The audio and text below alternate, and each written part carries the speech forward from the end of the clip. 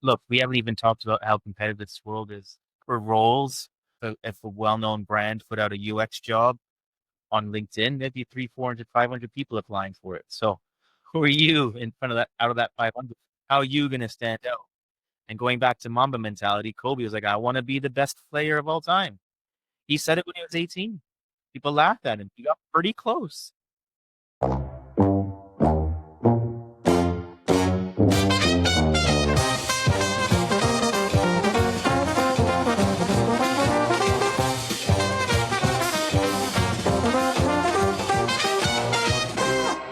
Welcome back to SWURL Radio. I'm your host, Eric. And I'm Ayka. At SWURL Radio, we stand for those who messed up, ruined relationship, bombed the grade, said the wrong thing, lost the ideal client, overpromised and underdelivered, showed up late and missed their shot. Today, we're talking about the intangibles, the stuff that doesn't show up on the resume, but separates the good from the great, the obsession, the discipline, the willing to put in the reps when no one's watching. Because greatness doesn't happen in the spotlight. It's built in the hours no one sees. We're excited to welcome visionary educator who shaped the careers of over 3,000 tech professionals, delivered training programs for Spotify, the United Nations, PwC, and built one of London's most respected design schools from a side project into a global consultancy. Welcome, Amit.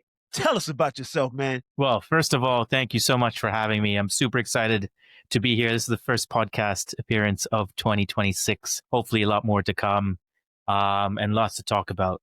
Yeah, where do you want to begin? What do you want to know? Where do you want to go with this? But yeah, just first of all, just super excited to be here with you guys. Well, I'd like to jump into one question. Of course, I ask everybody as soon as they get on this pod is that if LinkedIn disappeared tomorrow, and we all had to reintroduce ourselves without the titles, without the resumes, I want to know, what would you lead with?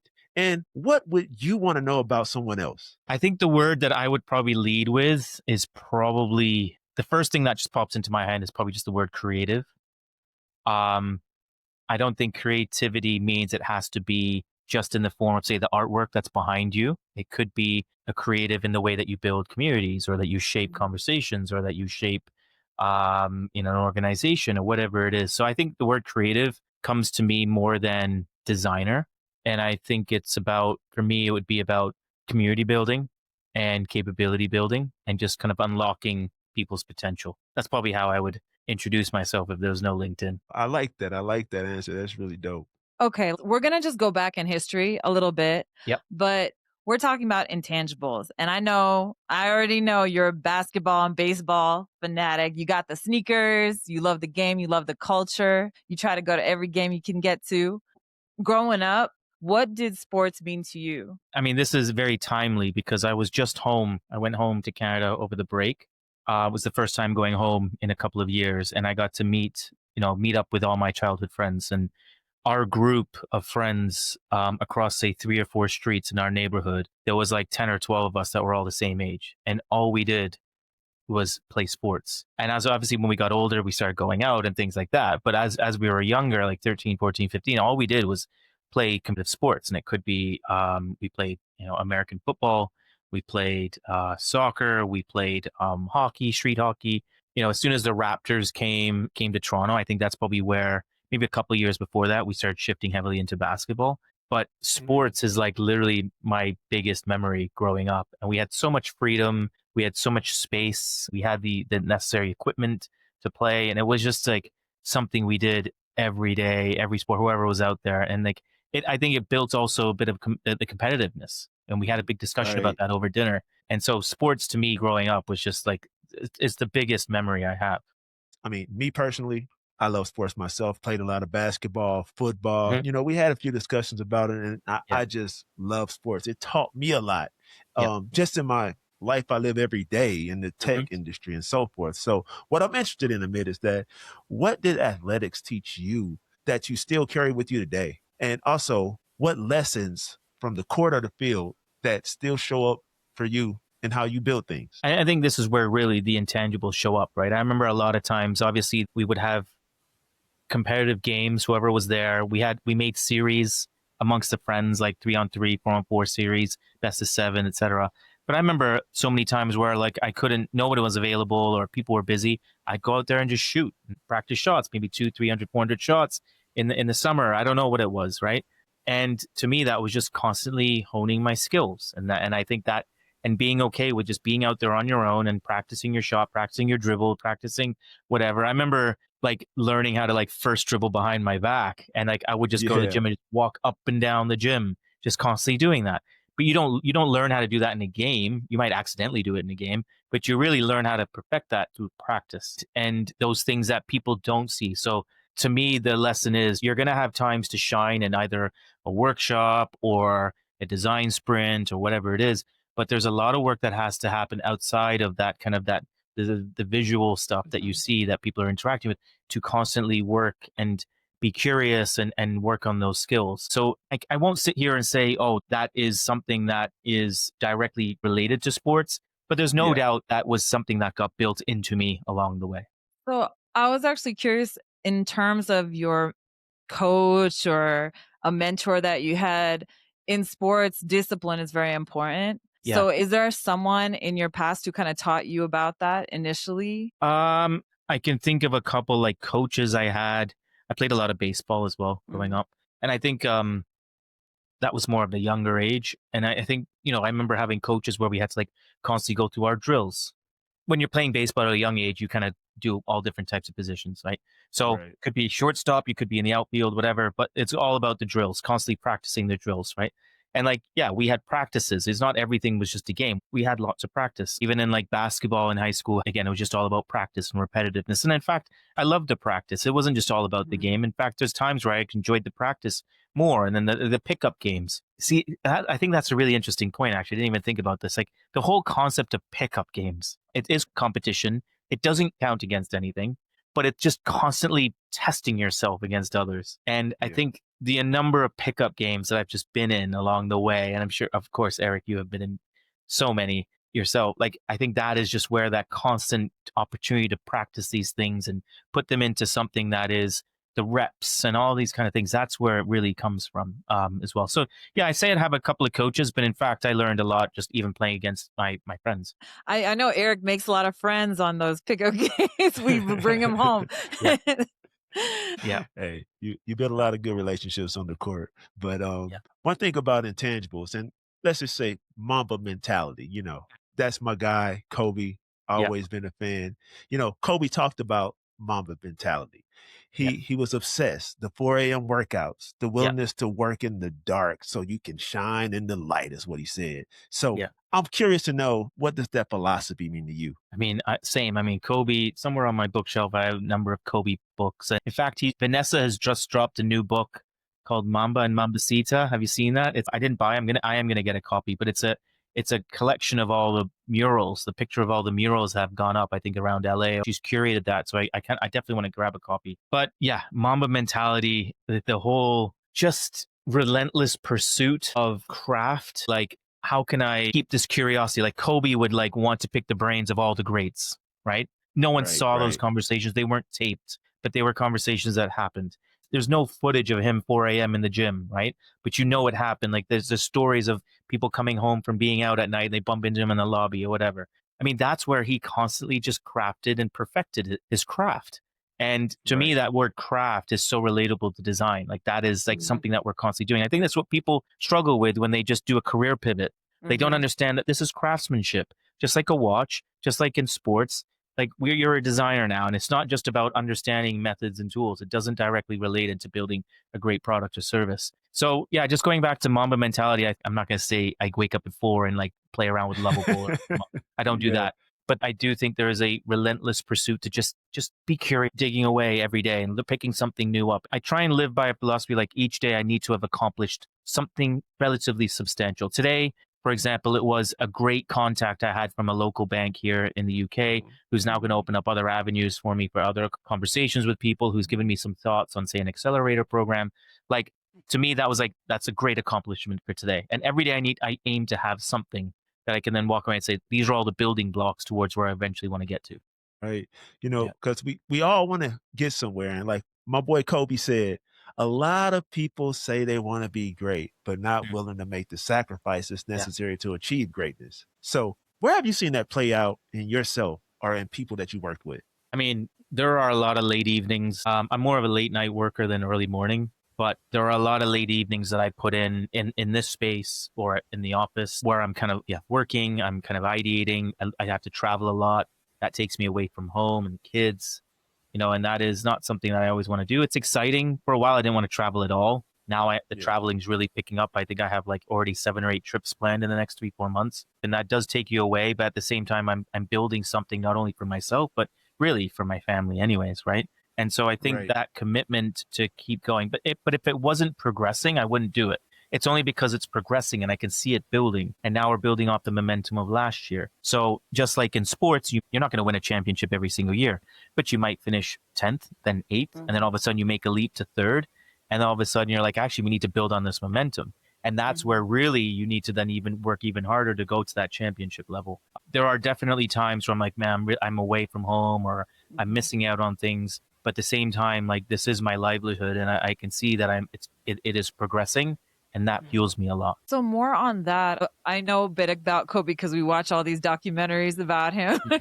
Yeah. And I know he was obsessive about studying film and kind of Yeah. understanding the depth of his weaknesses. And you're talking about sort of growth and kind of building off of what you already created. So what is your process and how do you think through self-assessment and kind of understanding where you need to pivot and when? That's a great question. I think for me, I have recognized that I'm not going to be like superb at everything. Like, for example, students who are learning Figma at Experience House are going to be way ahead of me. I can do the basics in Figma. I can do enough to build something. I could build some quick wireframes. But if you ask me to start building a design system or variables, I'm like, I don't know. I always say, I'm going to go and do our Figma course, but the reality is I'm probably not going to do it.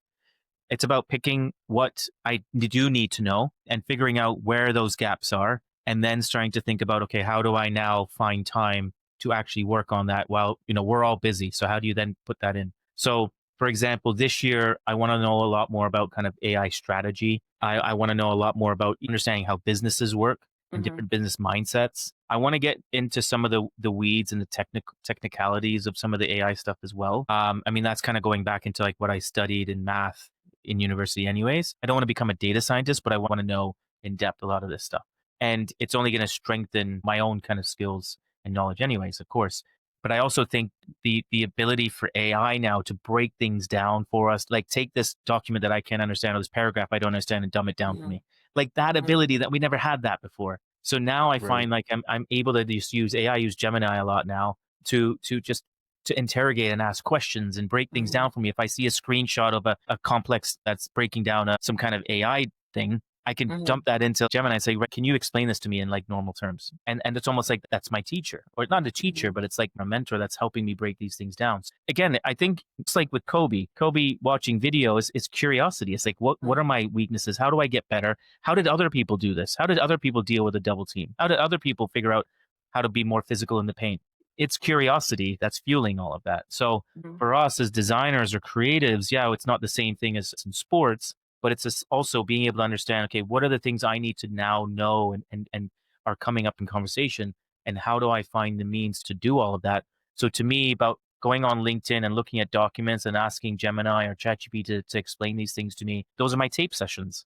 In those sessions, in everything that you're doing, it takes a lot of effort, a lot of hard work. And going back to the Kobe thing, Kobe said hard work outweighs talent every time. Yeah. So just in business right now, in what you're doing, do you believe that? I do believe that. I respect it a lot when I see people that are just really good at their craft or really good at their game. That could be a visual designer, that could be a strategist, the way that they speak. You'll know it when you hear them talk.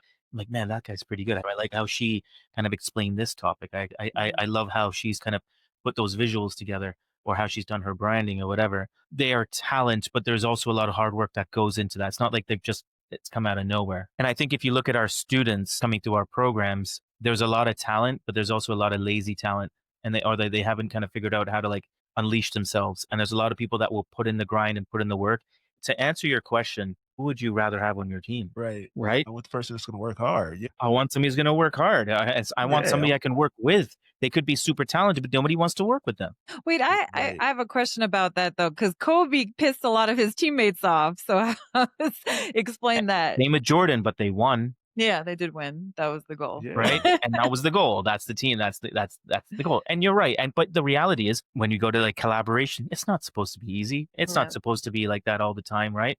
But they respected him, and they still respect him to this day. And in fact, you probably find that, yeah, there are some people that probably got annoyed. It's probably in the minority that afterwards they respected what he was trying to achieve and what he stood for. It would be amazing to sit there and be part of like fly on the wall in a practice or in a locker Right. room. That would be amazing to have that access. Imagine they made a last dance for Kobe. That'd Yeah. be great. That would be amazing, right? But at the end of the day, he did win. He was highly respected. His work ethic, no one could argue with any of that. If you were to build a team, you would want somebody like that. Would you take Jordan over Kobe? Which one? Oh, I mean, Jordan is the GOAT for sure. But to be honest, I feel like I grew up with Kobe, pretty much similar age. I remember following him when he was still in high school, Philadelphia. So there's like more of an emotional attachment, I would say, to Kobe. But in terms of like respect of the game, Michael Jordan is the GOAT. Okay, let's dig deeper into the intangibles. So the qualities, something you can't teach. What have you noticed separates those people from people that don't have it? What are those qualities? Okay, so I think what's becoming even more apparent now with our instructional team is usually, and I'll focus more on our full-time course because they're with us every day for like 12 weeks, right? Versus some of the part-time courses, which we see them once or twice. So we see them twice a week. We don't have as much kind of understanding of who they are compared to full-time students. With the full-time students, we can usually tell within a couple of days who has it and who doesn't. Wow. Yeah, it's quite fascinating, right? And like what we kind of looked at in the first couple of days of this past cohort held through all the way to the end. I think when you talk about intangibles, it's not about always staying late or getting it first thing in the morning, or number of hours isn't the thing here. It's about how do you use that time that you are spending on it effectively? How do you use it to really kind of focus on getting you from, say, where you are now to where you want to be? I think somebody who has a clear direction of where they want to be, say, a year from now, and is working progressively towards that and putting in the right time, the effort to do all of that, but also maximizing networking opportunities, being present. You know, it's amazing how many people can't even be on time. Yeah. It's amazing how many people will just be distracted by other things or allow other distractions to get in their way. And then all of a sudden there's an excuse for something, right? You know, I think a lot of people sometimes when they're doing career pivots have gotten really stable in their career. No one's ever given them maybe guidance or feedback. They've gotten, you know, really comfortable for 10 or 12 years. All of a sudden they come into an environment where, hey, guess what? You are a beginner. You know, there's room for everyone as a designer and creative in this world, I think, right? There's opportunities for a lot of people. But I think sometimes you have to know what you've done right or wrong. Look, we get feedback on our courses. We get feedback from things all the time. And I'm eager to hear it. I'm eager to see it. It figures out where your gaps are and what you need to get better at. And obviously at some point you'll get into a stage where you're, okay, I'm here, I've made it, and I know, but there's always something that you can always go into a little bit better. Would Kobe say that he completed his career like the perfect basketball player? No, he's constantly going. And I think that's why that drive was probably why he returned from the Achilles injury so well. He probably knew at that stage that he's probably not going to win another championship, but he still wanted to probably perfect himself as a basketball player. I don't know if that answers your question, but I think I've gotten pretty good at sensing who has it within a couple of days of working with them. So it's interesting. It's like some innate quality of curiosity and ability to pivot and to know yourself well enough to know where you need to push. I mean, but in a way, we're saying that's something you can't teach. Do you think there is a way to possibly teach it? I think there's a way to start to embed it into people, yeah. And I think once they've gone through that opportunity, or they've had that chance to get that feedback to shape themselves, to get a little bit more direction, then hopefully then you're like, okay, look, this is what you need to now do to kind of keep going here. And I think that can be then eventually embedded. It's down to then that kind of mindset and work ethic of that individual that they're going to be able to do it. You can give them as much as you want. Some will adapt it and some won't. I think that the whole difficulty around this thing is there's no equation. There's no like formula to all of this. It's almost like this magic dust that gets sprinkled onto somebody. And if they have that kind of drive, that kind of then enables that dust to come together, then great, they're off to the races. But some people mistake it with just putting in hours. That's not the same. Yeah, I wonder if it's context also. You know, some people light up in certain situations and they push themselves, but in other contexts, they totally kind of turn into robots. Yeah. So, as an educator, do you feel like it's partly your responsibility to create an environment where more people get excited, or it's more on them? No. I think it is part of our education for sure. And a great example could be running a workshop or or doing a presentation. Right? Some people will be very natural at leading the conversation when it comes down to let's build this experience map on the wall or run a session with a couple users. But as soon as you put them in a room with the client, they lock up. Or they're like, okay, I know I don't know how to speak, but you know this project better than the client does. They're here to listen to you, but it's just about creating a space where it's a safe space for them to be able to do that. And I think on our full-time program, we do a good job of that because we build it up along the way. And all of a sudden, we make the final presentation a pretty big deal. But by then, they've had lots of opportunity to practice with other clients, smaller projects, but also get feedback and practice the story that they're going to rehearse as well. And I think from an educator perspective, I love the final presentation day, especially in our full time. To me, that's like one of the biggest highlights of our courses is watching those presentations. Yeah. Actually, I kind of wanted to go into Experience House now because I don't know if all audience members know about it. So I wanted to go back to you founded Experience House in 2017. You were also working as a freelance product manager. Mhm. What made you start it, and what core problem you were trying to solve at this point? I had been doing some teaching up until starting it. I actually fell in love with the whole concept of like teaching, giving back, mentoring, etc. I'd never done anything like that. I felt like once you close the door, and it's just you and the students in the classroom, I'm just trying to like give, and obviously give feedback. And it was just I really enjoyed working with people that felt like it was being reciprocated as well. So it's just something about teaching that I actually really ended up loving. And then eventually, through a series of kind of decisions and conversations, I decided actually I'm going to start my own thing.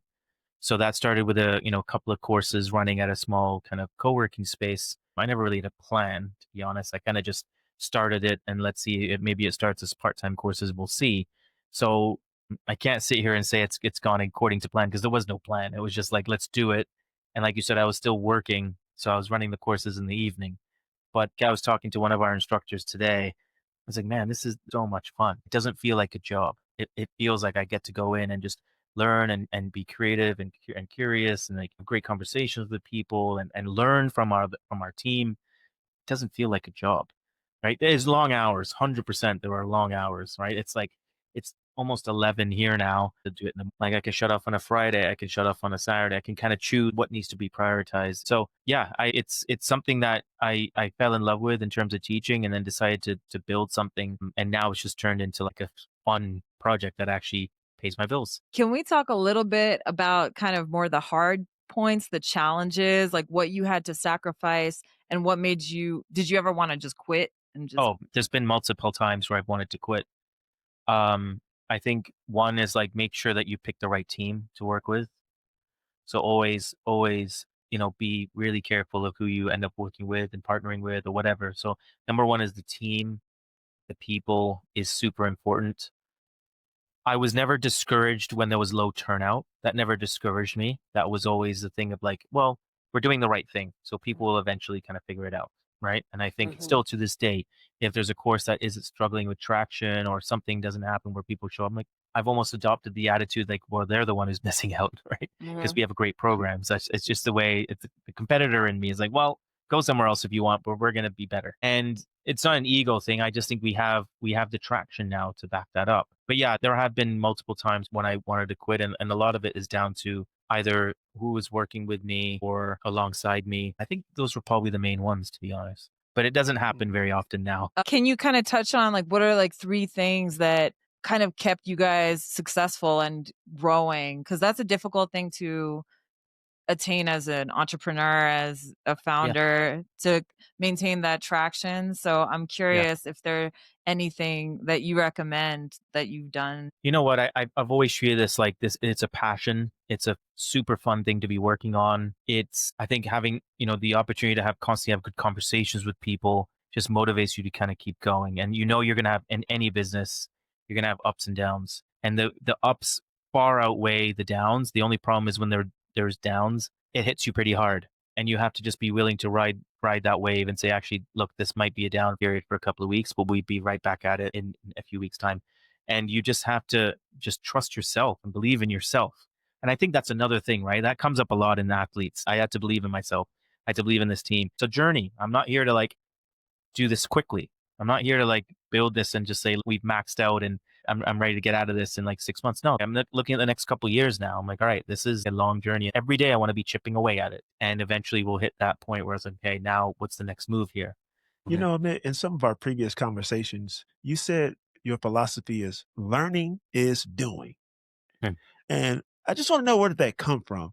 And also, I wanted to know a moment where you realized the traditional education wasn't really cutting it for you. I don't want to sit here and say, "Oh, I came up with that," because I think I'm Yeah, pretty sure like that's been around of and course.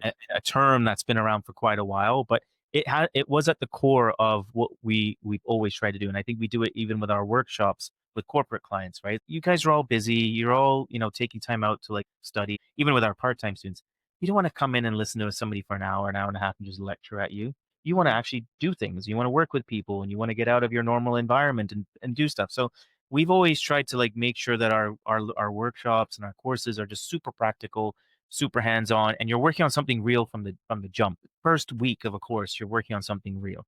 And I think there's a lot of education out there that's just on hypothetical challenges, hypothetical briefs. Well, how do you understand business goals? How do you understand your KPIs? How do you understand kind of the motivations of your shareholders? How do you understand the motivations of your internal team or marketing or whatever it is, right? So I think by having real projects to work on or real use cases to work on, and then immediately applying your work onto them, to me, that's just what the learning by doing is. I actually don't use that term that much anymore, but it's the same approach that we took of all of our workshops, say 7 or 8 years ago, still applies today. I can see why you love intangibles so much because it's easier as a founder to have a team of people, kind of like the USA team playing all together, all the greats playing together. It's got Yeah. this excitement factor to it. You're also training teams and you're scaling in a completely different way at this point. What's changed and what's stayed the same right now, 2026? So the courses we've actually added more courses. Obviously, we've added more of the AI element across everything. That's all stayed the same, but the core construct of how the B2C programs work is pretty much exactly the same from the beginning. I think what's Mm. changed now is that we have continued to just build on our community, having more events and using that knowledge and that fuel from those to just really push everyone's kind of knowledge further. And a lot of this stuff is free that we're making to our alumni, for example. So I Mhm. think that community aspect has been a very welcomed addition. And obviously, with the capability building with organizations, that has been something that's really taken off Mhm. in a very, very positive way. And again, just applying the same way that we teach a normal workshop or course, we're taking that and taking that into a big bank or a consulting company and saying, this is how we're going to teach you how to do this stuff. Because none of you want to sit here for a day and listen to someone talk for 4 hours because they'll Mhm. be bored. So how do we get them practicing and working on things and collaborating on things that are away from work, but they're actually honing their skills? So I think the biggest changes have been in the capability building side of things and obviously on the community side. But ultimately, I've always felt like Experience House is an ecosystem. Everything is just fueling each other. So opportunity to test a concept in a curiosity session for the alumni means we can then embed it into a course. We can then take that learning from how it's been reacted to in a course and say, how does that then work in a capability building workshop? So everything is just an ecosystem and plugs into everything as well. And I think there's going to be so much more for 2026 in that aspect. Yeah, I'm definitely seeing a pattern of testing, iteration, and kind of updating. I think that you definitely saw how to pivot just by your branding because that's how I found you guys. I was like, oh, because there's a ton of education courses, but Yeah. I felt like you were considering the branding, and that's already a step up from, Yes. other. So Yeah. I think those little details matter for sure. And what are the things that can be left for behind or not as much of a priority or can be done on a rainy Sunday afternoon or whatever it is. Mm. So that's constantly kind of pushing forward, and each day just chipping away at it. You're not trying to make huge leaps every day. Just every day, just keep chipping away, and eventually we will get to where we want to get to. The funny thing is, I don't know what that is, Yeah. but we're heading somewhere positive. As a founder, as you say, you're chipping away, right? So with that comes ups and downs. I know we talked a lot about the ups, but specifically, I want to focus on the mistakes. Can you tell me a mistake that you made early in this business that taught you something that you couldn't have learned any other way? I think people, bring in the wrong people, and that sometimes it takes time to undo that. It can take like a year, for example. A really big one, to be honest, is thinking that you need full-time staff for everything. Because you get caught up in like, well, my team's 7 people, my team's 12 people, my team's 20 people. Doesn't matter. It really does not matter. The end goal is have we done what we needed to do with our business? And to be honest, now we use a lot of different freelancers or contractors to get stuff done, and we built great relationships with them. They obviously have other work that they do, but we only need them for 4 or 5 days a month. So why did we ever think that we needed a full-time role for this, that? And this is probably how we're going to keep it moving forward. It's just be very lean with the core full-time team, and then everything else just bring in really, really strong freelancers who have the intangibles, because you'll know and who I want to work with, and that's important. And I think right now we're in a position where the team is probably the strongest it has been in quite a long time. So I want to just jump into developing talent. Kobe said, good coaches tell you where the fish are. Great coaches teach you how to find them. What does that mean to you? In a way, when I look at that, I feel like as a coach, you're there to let them go away and figure things out on their own and let them fail and then bring them in when it's the right time.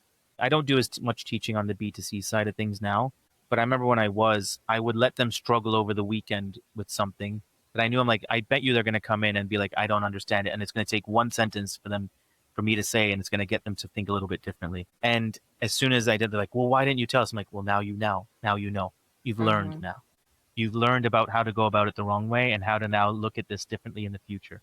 Now, I'm not trying to always perfect you on this particular project. I'm here to teach you so that you can take this into the future when you are working in as a designer or creative, whatever. So you're guiding them, you're coaching them, but I'm not here to give you all the answers. And I think it's the same thing with their like capability building, right? We're not the subject matter experts on everything. They are, but we're there to unlock them or to tease them or to kind of get them thinking a little bit differently so that they can learn on their own. Going back to an earlier point that one of you made about being the best or being perfect designer, I can't sit here and say like I'm the number one expert on this. No, I'm not. Right? There are people that are fantastic in many, many things. But I think what we are good at, and what I think I have become much better at, is embedding that belief into a team that they will be able to figure it out, and they have the capability of figuring it out. And I'm there to help them when they need it. But as much as possible, I want them to flex their own muscles and only rely on me when I need it. In a way, you're giving them that opportunity to flex their muscles because sometimes they don't get that opportunity. So I'm going to just really quick poke at the bear a little bit. Do you get annoyed when people don't spend that time? Like you said, you give people the weekend to figure it out. What if they don't? Yeah, of course, I How get do you annoyed. react? And the reality is, I'll be like, all right, well, who did do that? Because that shows me who I want to put my effort towards. Right. So I will be a little bit annoyed now, to be a little bit careful sometimes because people are so busy. People have, lives. People have a lot going on, and you don't always see that, right? You don't always see what's going on, and so you have that deeper conversation with them. So you can't just always take it on face value, like, oh, this person didn't do anything on the weekend. Well, you don't know what's going on in their life at home on the weekend, right? Or what who they're taking care of or whatever, or that they might be working to earn money or whatever. If I look at a time where like there have been opportunities or there's a chance to like dig deeper into something and they've come in and not bothered because they just didn't bother, they didn't care, or there was something else that was more important that was maybe social. Yeah, I am gonna take that into consideration. Of course. You've worked with thousands of students. What do you actually look for in those students? How do you know who's going to make it? In your mind, of course. That's a great question because sometimes you can't even you just have to see it. It's like there's no I can't give you the exact formula for it, Right. but I think there's something about being present. There's a few things. Being present in a room. There are some people that will just sit there. You'll see them on their phone. They'll see them. They're not there in the room when you're having that conversation with them. I think that's a big thing. The ability when you're giving them feedback or talking them through something that they lock in and you can tell that they're really focused on receiving that feedback. That's another thing. This is all contributing to like, would I actually hire this person? Could I work with this person on a project? There's an element of critical thinking, which I think again can that be developed or not? Maybe that's another podcast episode. I don't know. But Yeah. there's an element of like being able to kind of go away and do some good thinking considered thinking and then coming back, not rushing into just doing all the critical thinking there and then. I don't need the rushed answer. What I want you to go away is properly consider this and come back. It's shocking, but there's an element of professionalism that some people just don't have or don't get. Like the way to even send address an email, how to like prepare a room when it's a client meeting going on. Little things. You're like, actually, these things do matter, and they do kind of contribute. It may not be as big on the scene, but they do contribute. And one of my favorite things, there's an agency that we're good friends with, and they talk a lot about being presentable. Can this person stand up in a room and articulate clearly and run a workshop? Or, not everyone's going to end up pitching or running the final presentations or anything like that. But does this person have that ability to kind of eventually do that? And I think that's a big thing as well. It's a hard one, but it's just like about that presence is a big, big thing. Right. So you mentioned all these things that you look for here. What is the hardest thing to teach? And what are some of the things that you think they have to figure out on their own then? I think all those things are hard to teach. They're habits that are formed over time. I was talking to somebody about this during Christmas. I actually like the consulting companies as a career move when you're early on in your career, if you can get into one of them, like a Deloitte or a PwC or whatever, because they teach you a lot of this stuff, or you have to figure it out while you're on the job. You develop that on the job, being presentable, being on time, working with stakeholders, all that. Like you can see if someone's worked in that environment when they were young, it stays with them. And I think when I look at that, I'm like, man, there's something about, I'm not saying it's about the work. I'm not saying that's the name. It's almost like a finishing school in a way. And I think this is something that there's a bit of a gap in right now. And I was talking to somebody in India about this, somebody at Microsoft about this, is that as design schools, we almost need to start thinking about finishing schools. Just because you've gone and done a course in Double Diamond or design thinking or whatever, wireframing, research, etc., doesn't mean that you're now ready to take this right into the world of, client-facing work. There's almost like a finishing school where a lot of these things can start to be embedded.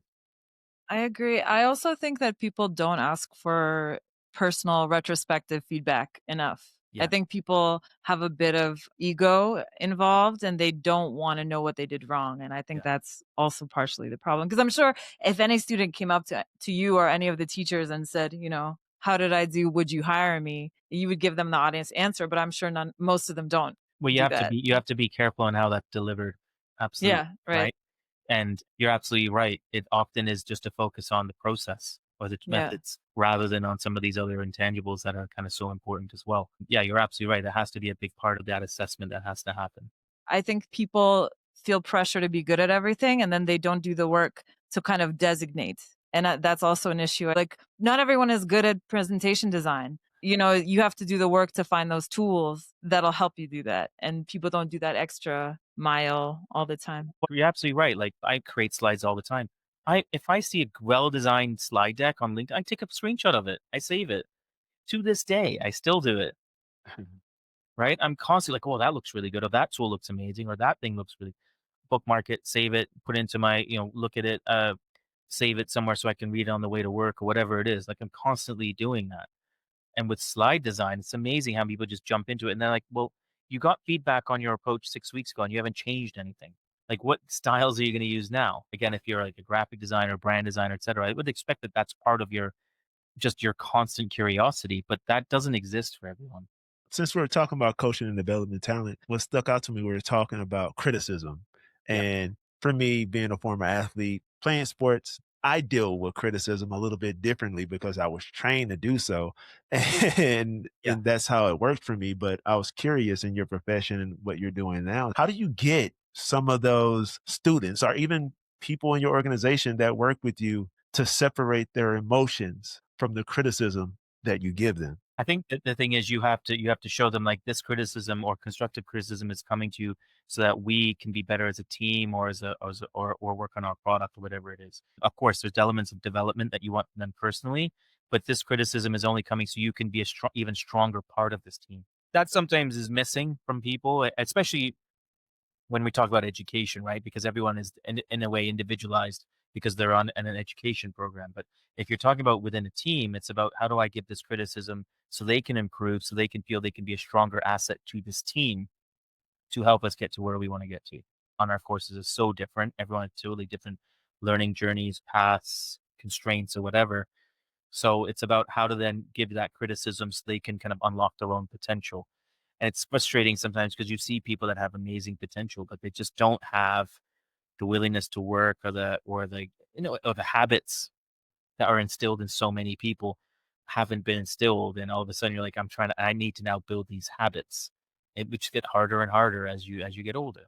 You have to have that drive too. You have to have that reason, you know? Of course. And then it's just like, well, why have you chosen to do this career pivot? What's your motivation? I've seen some people whose motivation have come in and it's just money. And I tell you, they just don't get anywhere. I'm not saying it's not a motivation. Of course it is. But you probably need to reframe how you talk about that. Like, is it a better lifestyle? Is it better life for your kid? What is it? It's not just money, right? I mean, that's tough too because in UX, you have to be empathetic. So it's never just about money, right? Yeah. Right. So what's the outcome you're trying to get to? Like, what can we do to get you there? But if it's just money, if you think that you're just going to be able to do this and then just earn some money, no one's going to pay you to do all that. There's going to be 100 people like you who are going to be better than you, right? Especially in this more competitive landscape. So I think that people just have to be a little bit careful with the reasons why they're making these pivots and be really honest to themselves as well. Yeah, and I think that there's this coaching exercise people know about called the 5 whys, where you ask why? And I Yeah. think money is kind of in the middle because maybe it goes to longevity or respect. So I think that that's another kind of thing to dig deeper into. Going back to the Mamba mentality, let's kind of close with some advice you'd give to someone who doesn't have it. Let's say you recognize that they really don't have what it takes in the field that they're trying to get into, whether it's service design or product management or being a CEO or whatever. I mean, the first thing I would be asking them is like, why? It's like really getting them to articulate why do they want to do this? Why is it so important to them? And going back to the money thing, okay, fine. Like that might be a main driver for some people to move from one career to another because there's an opportunity to make more money here. Okay, fine. Right? Now let's talk about like if that's your main thing, like what skills do you have or can pick up that are ultimately going to get you in that position to earn that money and keep you going for quite a while. This isn't just a one-off, like let me get some money and then all of a sudden, next year I don't need to worry about it. Like you have to constantly stay on top of your skills as well. So I think the asking the why is a very, very important thing. And I think when we interview students or talk to students about our courses, a big thing to be like, well, I like asking is where do you see yourself in 2 years? Why is it service design or why is it this boot camp or whatever? Because you'll quickly get to a point where you're just like, oh no, this person is really articulating why they're frustrated with where they are. Or this person is really understood like there are some limitations they have, but they're aware of that and they understand that there could be a better path here for them. And they understand that there's going to be extra work that they need to do to get to that. I enjoy hearing that. So it's really unpacking that why and getting someone to do some deep reflection on where they are now, where they want to get to. And then, of course, if they've done that and they've done that really well and thoroughly, it makes it our job easier to kind of push them towards what they need to do to then kind of achieve that as well. But a lot of people don't do that. They just kind of jump into something like, well, this sounds fun, or I've done a little bit of reading on it, and I think this is my path forward. And then sometimes, unfortunately, they hit a period where actually they're not great at it or they're not driven enough. And that can be a wake-up call for some people. That can be a serious wake-up call for people. I'm not gonna sit here and say I want to be the hardest working person in the room. I want to be known for somebody just like constantly learning, constantly picking things up, constantly curious, constantly like figuring things out, constantly on the move, chipping away. That is very important to me. Well, Amit, I appreciate you taking the time, talking with us today, and leaving us those nuggets that people really need to hear because some people really don't have the intangibles. They got to realize they're not born with it. You got to get them. You got to work for You it, got to you be know? present. You got to pay attention. You got to lock in. You got to know how to talk to Definitely. people. It's a lot, man. It's a lot. You got to know how to tell a story. Yeah, You got to know it's a yourself. lot. And look, we haven't even talked about how competitive this world is for roles. If a well-known brand put out a UX job on LinkedIn, there'd be 300, 400, 500 people applying for it. So who are you in front of that, out of that 500? How are you going to stand out? And going back to Mamba mentality, Kobe was like, I want to be the best player of all time. He said it when he was 18. People laughed at him. He got pretty close. And he wasn't the most physical gifted athlete. Yeah, he's obviously whatever. he was not a big time jumper like Vince Carter. He wasn't like as athletic as Jordan, but he got there. You know, I'm sure, yes, he had disagreements with teams, but he had some teammates who absolutely loved him. The thing is, with athletes, you never see that side. We never hear that side, right? We never hear that side where they're like reflecting internally about who they are. They have coaches, they have mentors, they have all of that kind of stuff too. But, you know, it's being able to step back and recognize, okay, this is where I am. This is where my weaknesses are. These are the gaps I have. And how do I constantly just keep focusing on them? Another big topic is longevity in your career. This isn't about just shifting into the career. It's about staying in that career. Like, keep staying in that career. And that's when really the intangibles will really kick in as well. It's like never ending. You can always get better and better. Always. This is dope. Thanks, man. No problem. Thanks for having me. And yeah, all the best for this year. And I'm sure we'll have other conversations for sure.